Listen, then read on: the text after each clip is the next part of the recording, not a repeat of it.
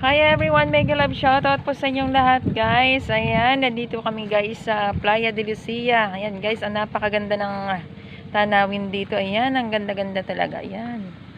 Ang ganda guys ng facilities dito. Ayan no. Ayan. And then yung pool, napakalinis ng pool dito. And then mayroon ding, ayan, nandun din yung dagat guys. Ang ganda.